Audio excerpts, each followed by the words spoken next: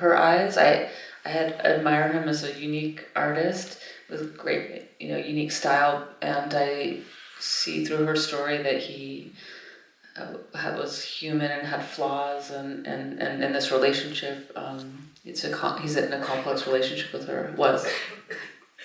Mais je le vois, moi, dans mon film, évidemment à travers ses yeux à elle uniquement.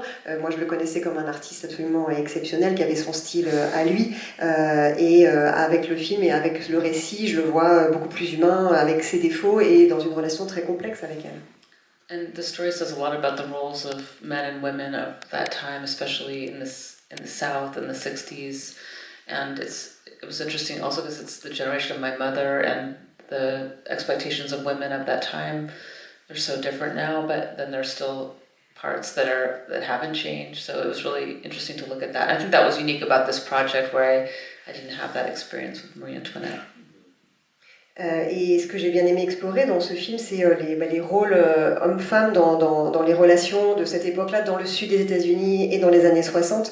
C'était à la génération de ma mère et la façon dont on exploitait un peu les femmes. Et c'est une expérience, heureusement, qui évolue, mais qui n'a pas totalement, entièrement changé. Et ça, c'est quelque chose, par exemple, que je n'avais pas du tout dans Marie-Antoinette. Parce que c'est difficile de s'empêcher d'y penser, parce que Louis XVI... il n'a pas très envie de coucher avec elle. C'est la raison d'État. Mais à la limite, il n'est pas très coupable. C'est la raison d'État. Il n'a rien demandé. Elvis Presley, c'est un peu différent. C'est-à-dire qu'on a l'impression qu'il a envie d'avoir quoi? Une petite fille, une collégienne, une poupée, une prisonnière.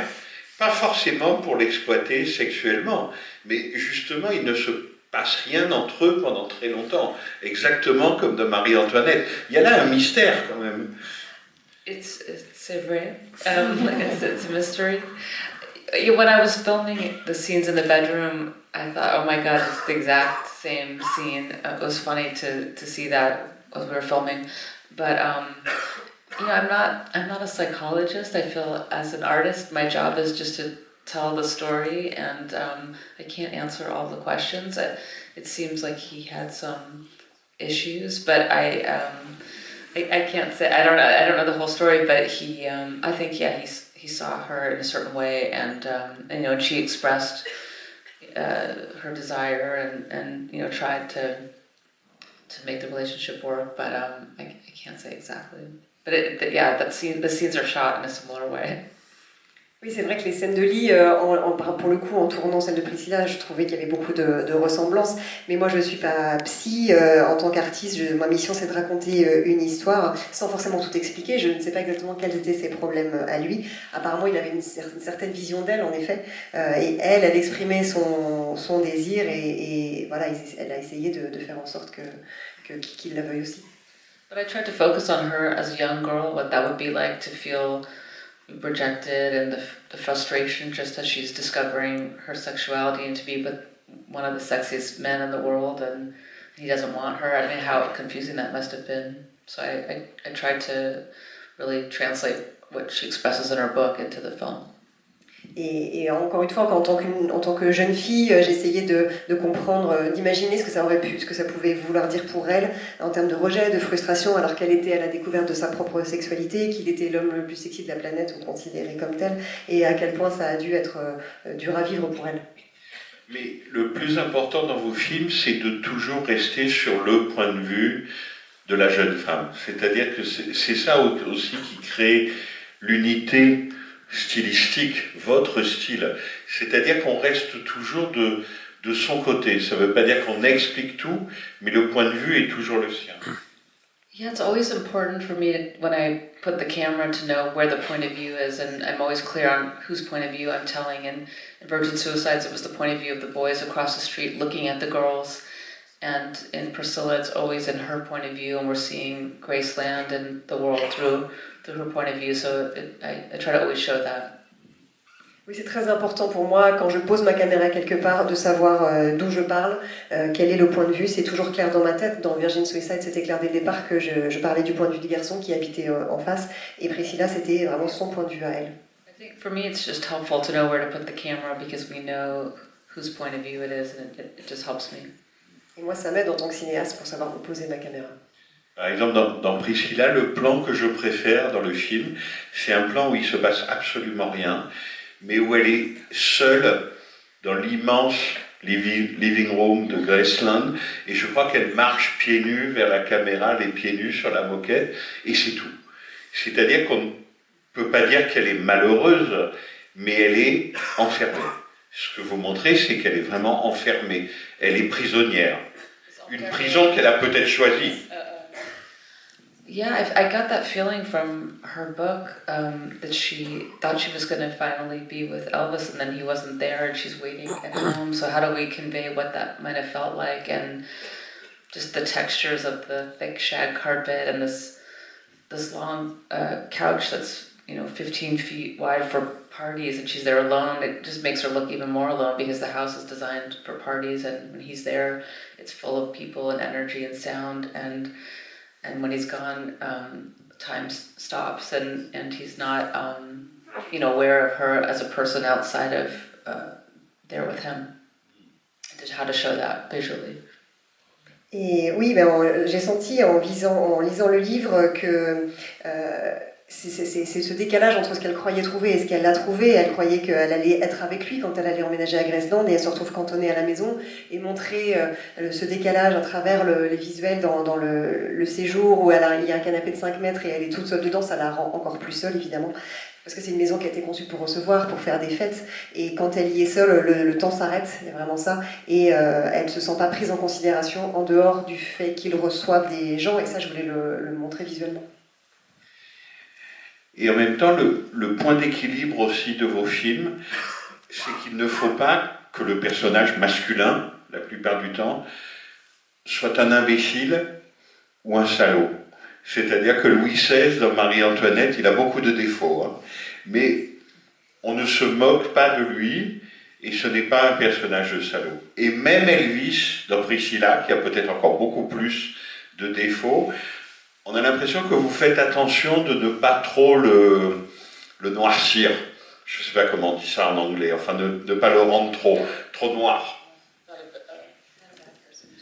Yeah, I really tried not to make him a villain. I wanted to tell the story from her point of view, but she had a lot of love for him, and it was a different time, and he was, she talks about his struggles and his frustration, so that it came from a human place, and of course it's not the kind of relationship you want your daughter to be in, but she, there was a lot of light and darkness in a complex relationship, but I didn't want to make him a villain. I wanted him to be human and just have different sides.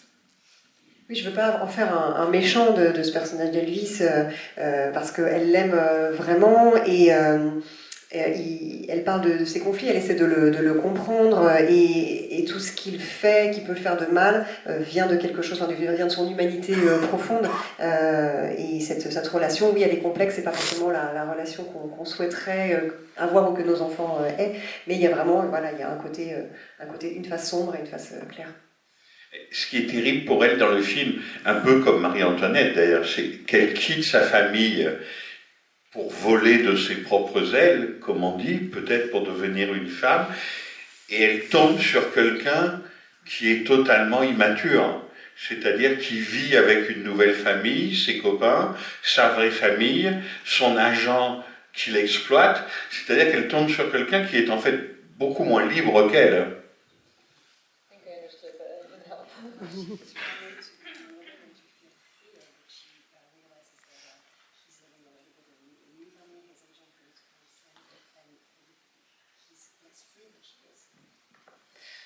Yeah, I think there is a lot to think about how he was being controlled, and then he continued that. But I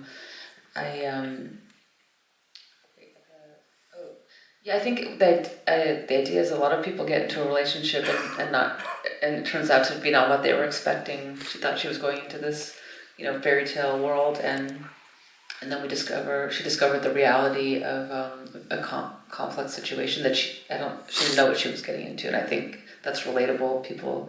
It's a universal idea. Oui, c'est vrai elle n'imagine pas à quel point lui-même était contrôlé par des forces autres, extérieures.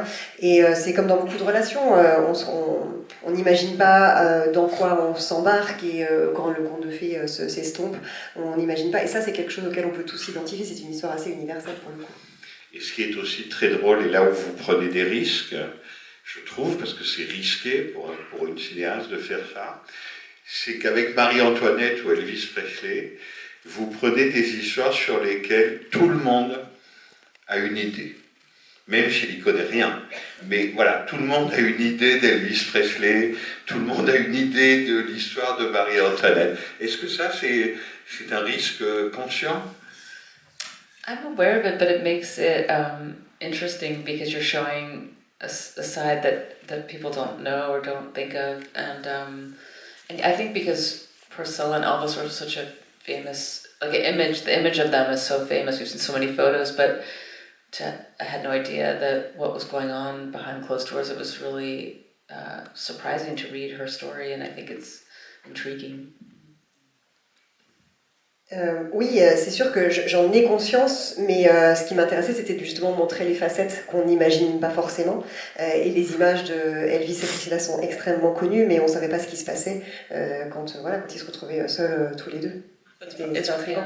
It's probably crazy to show the dark human side of such a American icon.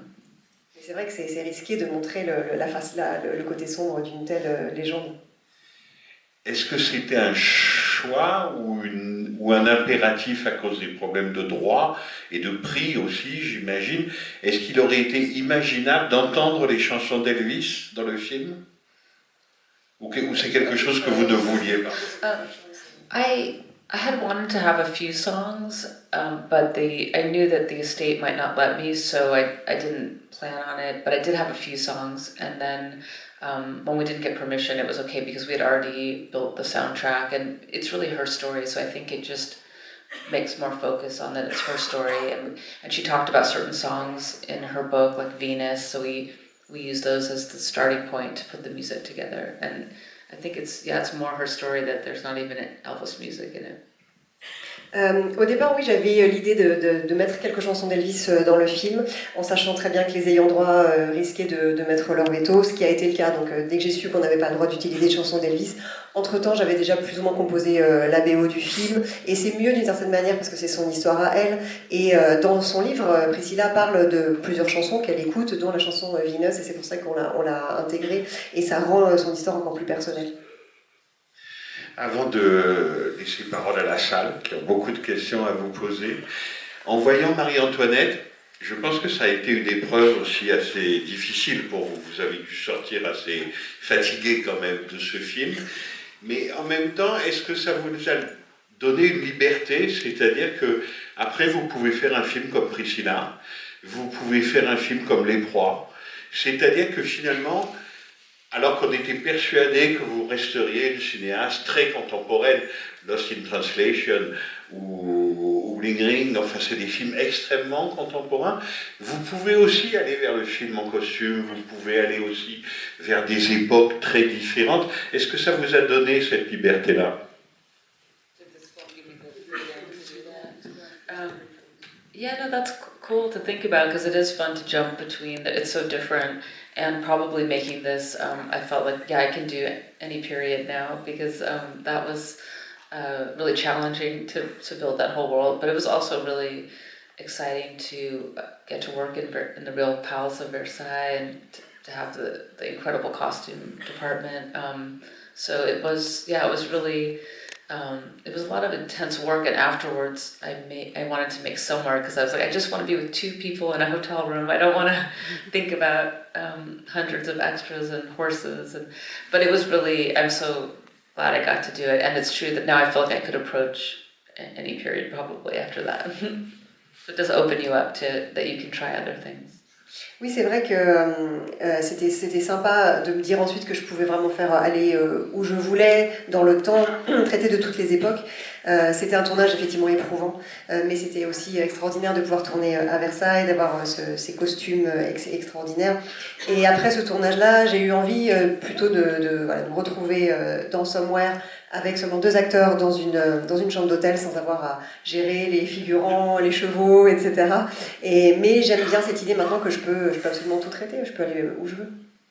Oui, c'est vrai que Somewhere, de ce point de vue-là, est peut-être votre film le plus minimaliste, pour prendre un mot qui a été beaucoup employé pour votre cinéma, mais c'est vrai qu'il y avait très peu d'éléments, en fait. Yeah, I think it was right after Marie Antoinette, and I thought, oh, I can't make movies anymore. This is too much. And I met the great cinematographer Harris Savides, and we talked about what we liked and what we didn't like about filmmaking. And part of the worst part, I think, is coverage, where you have to plan all the shots, and it becomes like a math problem, and it's not fun. But you have to do it to figure out your scene. And so we talked about how can we make a movie, like the most minimal movie possible that's still a movie, and so Somewhere was our just kind of our exercise in simplicity. Oui, c'est vrai que juste après Marie-Antoinette, j'ai eu un peu un coup de fatigue en me disant que je ne savais pas si je pouvais refaire des films. Et puis j'ai rencontré le chef opérateur Harry Savides, et on a beaucoup parlé de ce qu'on aimait et ce qu'on n'aimait pas faire quand on faisait du cinéma. Et pour nous, le pire, c'est vraiment le découpage, quand on planifie le tournage avec les différentes scènes et les différents plans. C'est beaucoup de logistique, alors que Somewhere, c'était un exercice de simplicité. Oh, and so Harris Savides was a great cinematographer, and he introduced me to Philippe Lesourd, who I worked with on the last few films, and I'm so grateful for that introduction because they're both great artists. Et c'était un très grand chef opérateur, et c'est lui qui m'a présenté Philippe Lesourd, qui a été mon chef opérateur sur mes derniers films. Donc c'était extraordinaire de rencontrer par son intermédiaire. Est-ce que dans vos discussions avec Harry Savides, qui est donc cet immense chef opérateur et qui n'est plus parmi nous, hélas, est-ce que vous avez l'impression qu'il vous a fait découvrir un autre cinéma, peut-être un cinéma plus européen, une autre façon de filmer? By working with him, Yeah, he opened my eyes a lot to a new approach for filmmaking, because he loved. I mean, I grew up with European cinema because my dad always showed us. He was watching movies, so we saw them, world cinema. But Harris had a real appreciation for European cinema, and I really looked at it. So I think I had a new focus and new approach from meeting him. It's such an important relationship, the DP with the DP, and he did open my eyes to a new way of doing it. Oui, ça m'a beaucoup ouvert les yeux. Alors moi, j'ai quand même grandi avec le cinéma européen, avec mon père qui nous montrait beaucoup de films. Mais c'est vrai que Harry était quelqu'un qui adorait le cinéma européen. Ça m'a replongé un petit peu et ça m'a donné une nouvelle approche, sachant qu'une relation entre un ou une cinéaste et son chef opérateur ou chef opératrice, c'est très, très, très particulier. Ouais. Oh, his motto was always keep it simple. So when I'm in doubt, I just remember his words. Et ça, il avait ça comme devise, toujours essayer de faire plus simple, d'épurer. Dernière question, je vous donne la parole. On vous l'a beaucoup dit, mais c'est vrai, en présentant cette rétrospective, j'ai dit ce qui est passionnant aussi chez Sofia Coppola, en plus de son talent évident, c'est qu'elle parle de ce qu'elle connaît. Et j'ai l'impression que même quand vous faites Marie-Antoinette, vous parlez de ce que vous connaissez. C'est-à-dire avec évidemment une part d'autobiographie. Qu'est-ce que c'est la célébrité? Qu'est-ce que c'est la notoriété? Qu'est-ce que c'est quand tout le monde vous regarde comme une bête curieuse, comme on dit en français, alors que vous n'avez rien demandé? Enfin, voilà, j'ai l'impression que même si vous ne connaissez pas les situations historiques, évidemment, mais vous connaissez la situation du sentiment, la situation sentimentale de même ce qu'elle peut éprouver. Vous êtes d'accord? I mean, I know what it's like for people to have a preconceived idea of you. So in that sense, I can relate to that. I mean, not on that scale, but yes, I know that people are going to think a certain thing of you because of your background or what your family or role. So I can relate to that, and then showing that you're someone else is something that is I do identify with. Oui, absolument. Je sais plus ou moins ce que c'est que de sentir des idées préconçues des autres sur soi, des préjugés. Bon, peut-être pas à cette échelle-là, mais quand les gens ont l'impression qu'ils savent quoi penser de nous, en se basant sur notre famille ou nos origines, et ensuite de montrer que voilà, c'est difficile ensuite, c'est tout un travail de montrer qu'on est autre chose. I have a friend that saw it and said, "Oh, you made a self-portrait as Marie Antoinette," and I was like, "Yeah, no one noticed that." But I tried to connect with her as a girl and just imagine and put parts of what I could connect to, and then try to be human of what it would be like to be a young person in that situation.